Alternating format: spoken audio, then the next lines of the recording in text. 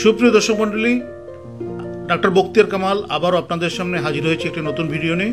এটা হচ্ছে মেয়েদের অবাঞ্ছিত লোমের চিকিৎসা। মেয়েদের অবাঞ্ছিত লোমের চিকিৎসা করতে গেলে অবশ্যই তাকে অবাঞ্ছিত লোমের কারণ বের করে সেই কারণে চিকিৎসা নিতে হবে। আর তাড়াতাড়ি ভালো হওয়ার জন্য তাকে অবশ্যই লেজার বা ইলেকট্রো ইপাইলেশন চিকিৎসা করতে হবে। লেজার চিকিৎসা সবাই কম বেশি পরিচিত, কিন্তু আজকে আমি যে ভিডিওটি দেখছি সেটা হচ্ছে ইলেকট্রো ইপাইলেশন চিকিৎসা। ইলেকট্রো ইপাইলেশন হচ্ছে যে একটা মেশিন, তার আগায় একটি সুই থাকে এবং সুইয়ের আগ দিয়ে ইলেকট্রিক কারেন্ট প্রবাহিত হয় এবং চুলের গোড়ায় গিয়ে চুলের গোড়াকে ধ্বংস করে ফেলে, ফলে এই চুলটি আর গজাতে পারেনি।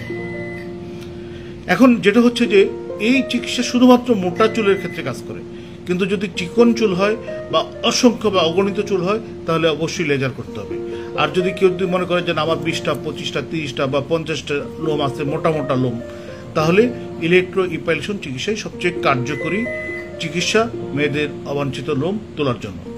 এই চিকিৎসা নিয়ম হচ্ছে যে মাসে বা 2 মাসে বা 3 মাসে একবার করতে হবে। সাধারণত 5 থেকে 6 বার করার পরে চিরস্থায়ী হয়ে যায়।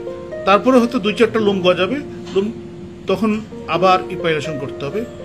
এই ক্ষেত্রে সবচেয়ে বড় কথা আমি আগেই বলেছি যে অবশ্যই রুগীকে এই অবাঞ্ছিত লোম কেন হয় সেটার কারণ জেনে সেই কারণের চিকিৎসা নিতে হবে।